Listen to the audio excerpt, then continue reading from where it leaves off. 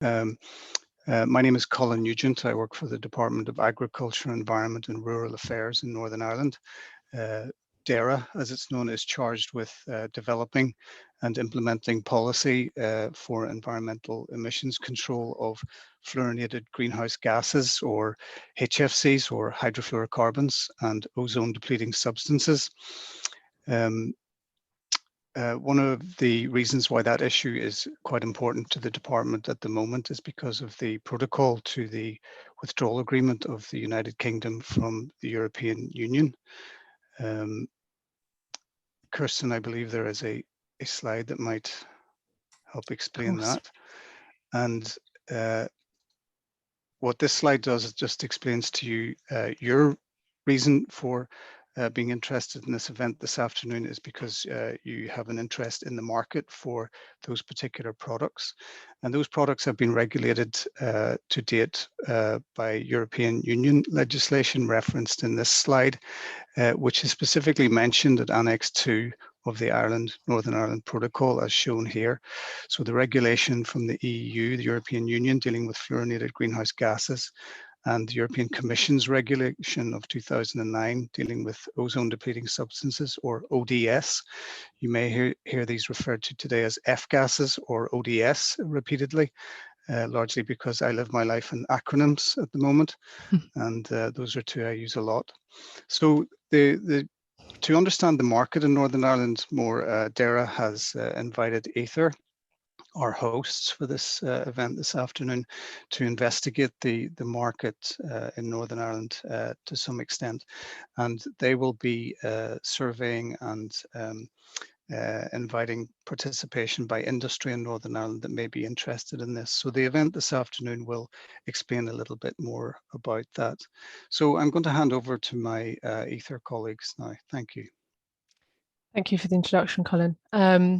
Yeah, just a few bits of housekeeping before we get started. You're automatically muted as participants, but if you have any questions at any point, then please raise your hand and one of the panelists will be able to sort of grant you the permissions to unmute so you can speak directly.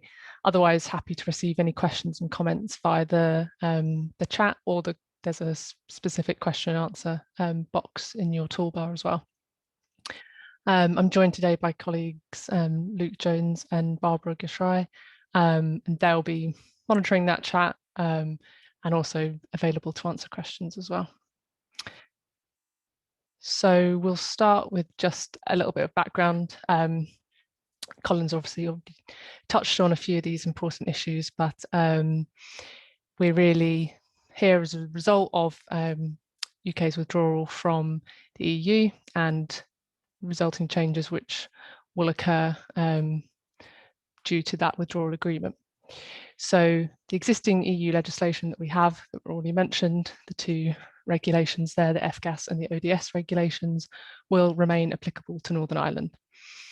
But due to the withdrawal agreement, Great Britain will be able to adapt existing legislation for its own requirements, and therefore there's some implications of this.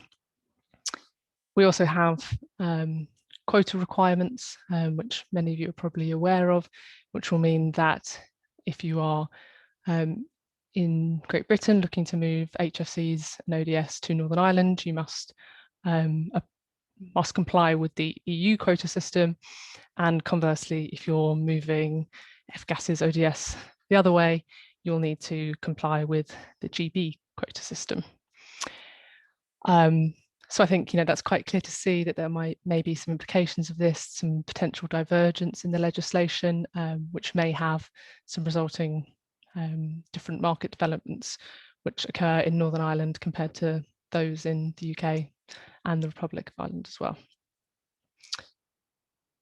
So our study, therefore, has a number of aims, but ultimately we're looking to secure a smooth transition for businesses and sectors dealing with F-gases and ODSs in Northern Ireland.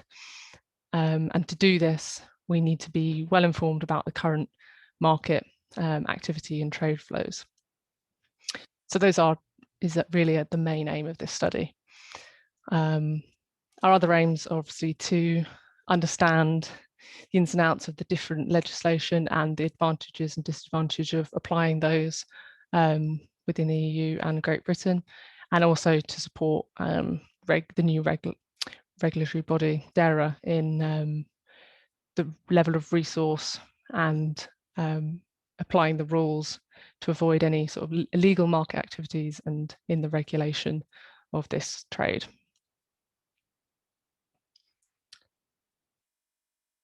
So this picture sort of shows the current understanding of where all the different trade flows are occurring. And these are all of the different flows that we're looking to quantify throughout this study. We've put some sort of indication of the magnitude of those flows as we sort of expect. But really, this is the picture that we're trying to build throughout this study. And so how are we doing that and what do we need? So we're looking to engage with any organisations within Northern Ireland or who trade or whose HFC or ODS flows pass through Northern Ireland with the use of HFCs or ozone-depleting substances. So this might include gas producers, importers, distributors, manufacturers of original equipment, including and using these gases, importers of that equipment, service companies which will repair all of these pieces of equipment listed here, so aircon, refrigeration, fire protection, end users, so supermarkets and different industries which will need these substances for their refrigeration, etc. And then also any sort of research institutes or other industrial applications where these substances are required. So where do you come in? So we have started distributing and will continue to as our sort of contacts database grows and we learn more about the current functioning of the market, a survey, and hopefully you will have already received a copy of that. We're looking for responses to this, please, by no later than the 31st of March, and all responses are very gratefully received.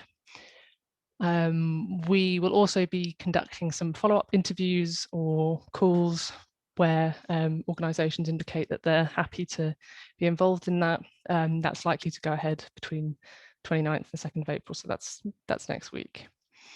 And that will be to just sort of discuss further the answers that you've provided within the survey and sort of have more of a in-depth conversation about some of the perceived implications of this study and the current market.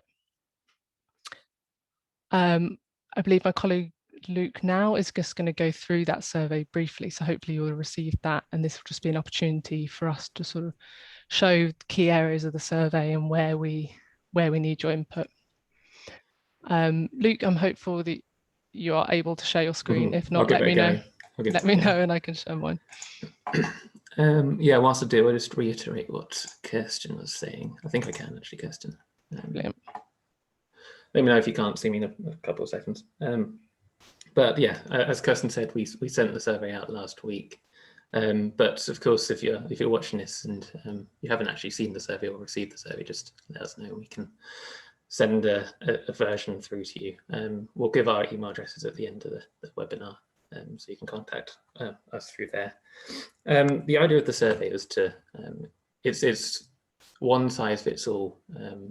In that we're trying to get to grips with the whole HFC market with one survey, and the sort of corollary of that is that we're asking lots of questions in this survey that won't be relevant to all people. So if you're a producer of bulk HFCs, for example, not all the questions in this survey will be relevant to your area of area on the supply chain. So it's going to be common that you won't be able to complete every part of the survey. We're anticipating that. To help you sort of figure out which sections are relevant to you, I'll highlight the notes page, which is here. So at the top of the notes page, we've got a bit of information, a bit more background on the intentions of the survey.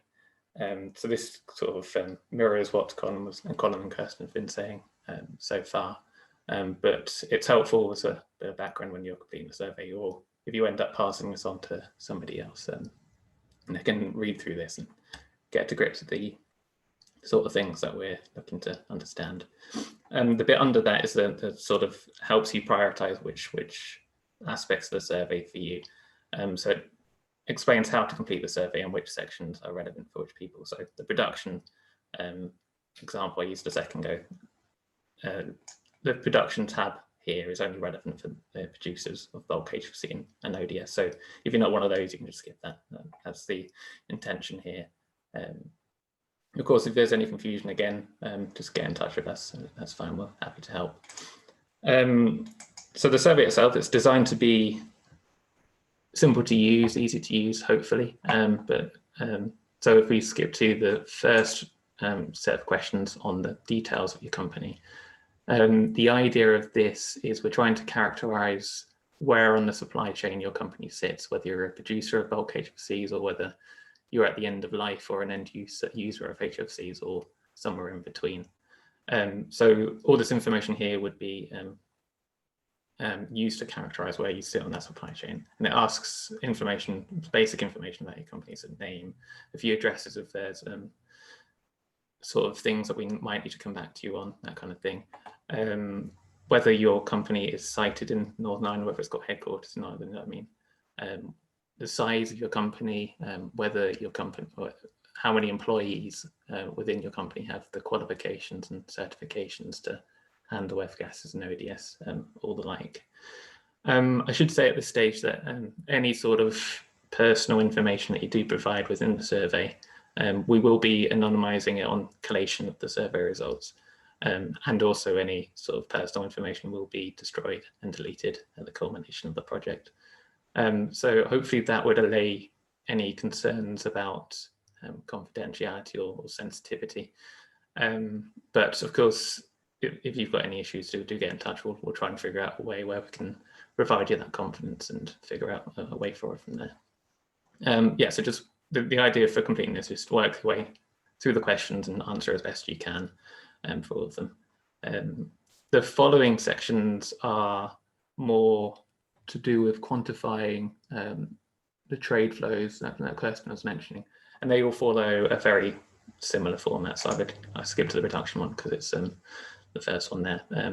But what it's sort of separated, there's sort of two styles of question really. The first style, and these sheets are all very similar to be honest. The first style is a table. And the idea here is just to quantify the trade flows that are going through.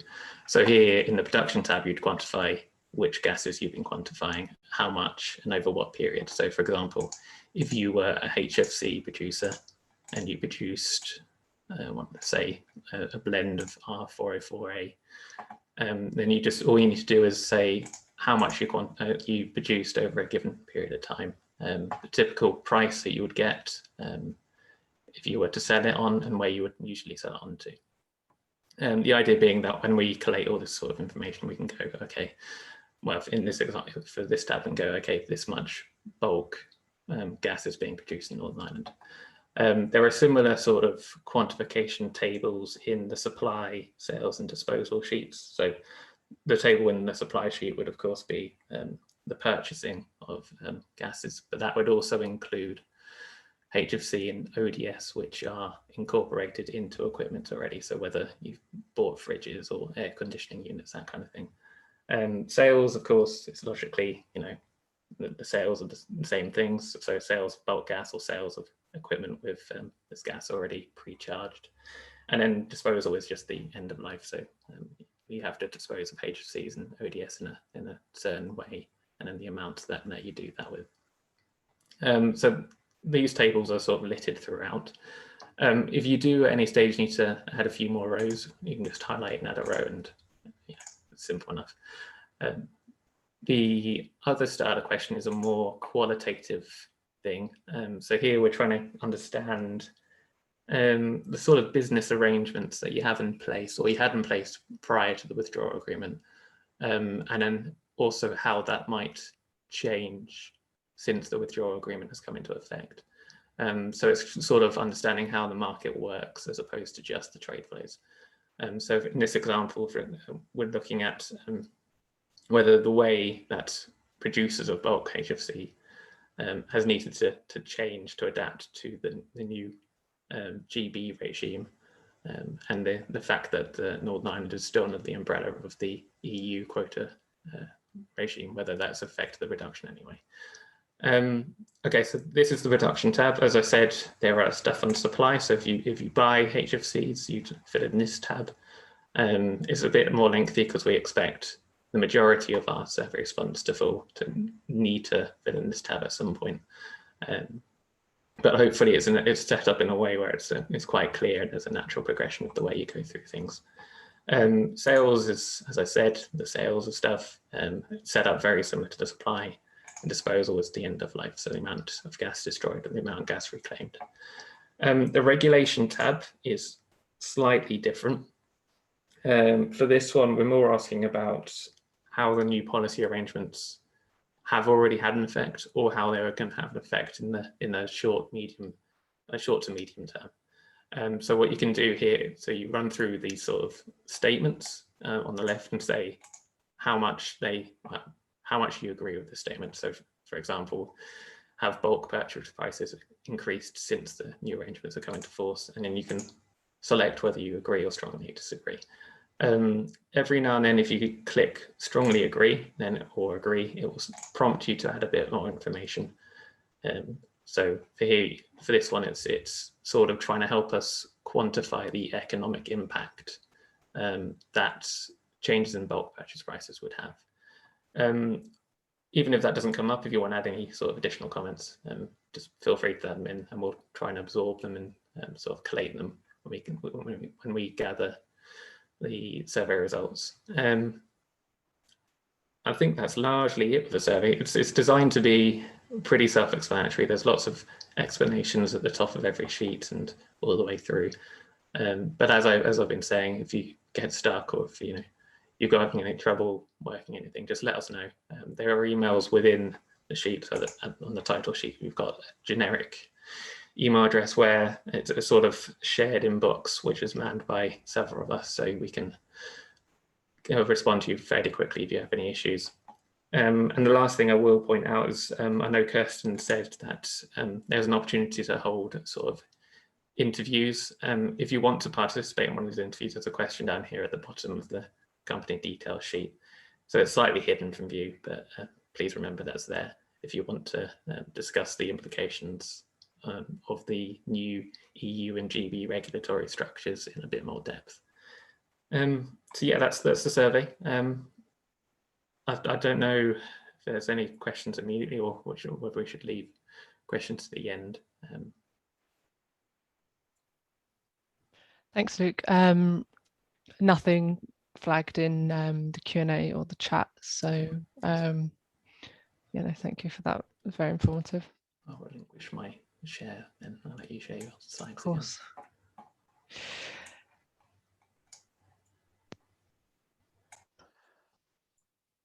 So, Kirsten, am I right that we will stay online until 2:30, I think, just to ensure that everyone gets a chance to ask a question? Yeah. But just from me, in the first instance, if I could ask from the DAERA side, have you issued the questionnaire to everyone you expected to so far? Yeah, so far, for all those organisations that we've been able to get contact information for, the survey's been sent, and we're fairly confident that we've got a good spread and a good representation of the entire market now. There's still an element of sort of gap filling that we need to do, because as you know, there's not one sort of easily downloadable database that you can just get all this information from. But yeah, the survey's been distributed quite widely now, and so yeah, just sort of waiting for responses and following up with organisations that we need to speak to. This webinar has been recorded, so we'll share this as well, just in case it's useful guidance for people when they're filling it out, the survey. Okay, thank you. Well, from the DAERA side, that was an excellent presentation and explained the process very clearly indeed. If there is anyone on the line and you are representing industry, it would be interesting from the DAERA perspective to know which industries you're representing. You're not obliged to respond to that if you do not wish to, but it would be of interest to know who we are reaching out to today. Actually, this is Barbara. I just saw that there's a question in the chat in the F&A section from Graham. Mm-hmm. Yeah, seeing that. Yeah, so when will the recording be sent out is the question that's been asked. I can send it out pretty shortly after finishing up today. We'll distribute to the same email address contacts that we have for the survey, but Graham, yeah, I can send that directly to you, no worries. Okay, great. I didn't notice that question, apologies. And I see Peter has declared he's a refrigerant supplier, so thank you, Peter, for that. That's great. Yeah, so that was sort of everything for the direct presentation. So if there are any other questions, yeah, we'll be staying on until past. If there's anything else anybody wants to ask or know, I think that all that remains to be said is sort of a thank you in advance for all your participation in this. Survey responses are really vital for gathering that information that we need to deliver a successful market analysis for this. And as we've been through, there are many sort of key reasons why this is important. So yeah, that's very, very much appreciated. Okay. Sorry, Barbara, go ahead. Excuse me.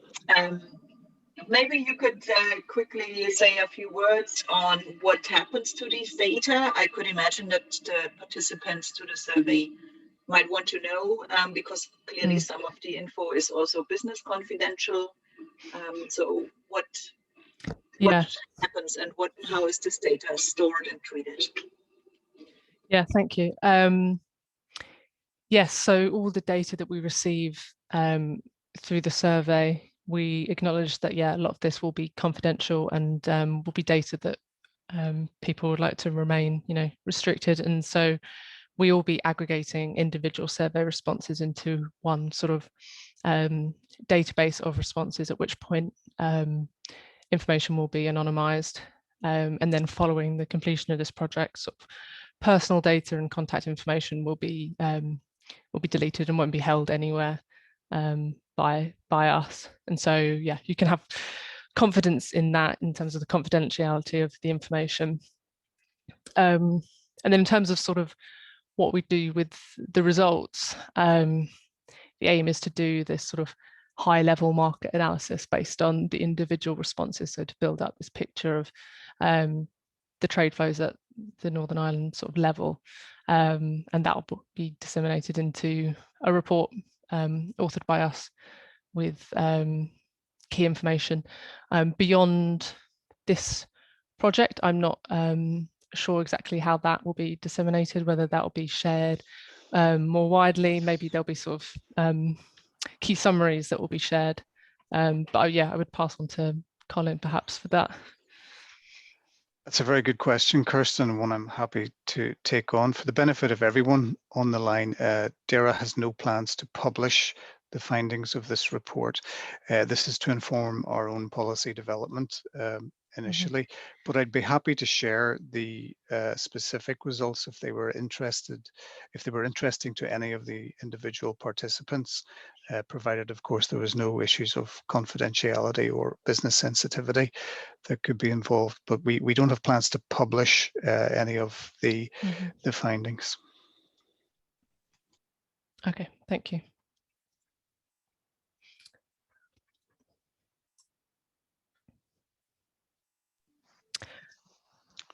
Okay, so I was just gonna pause the recording there.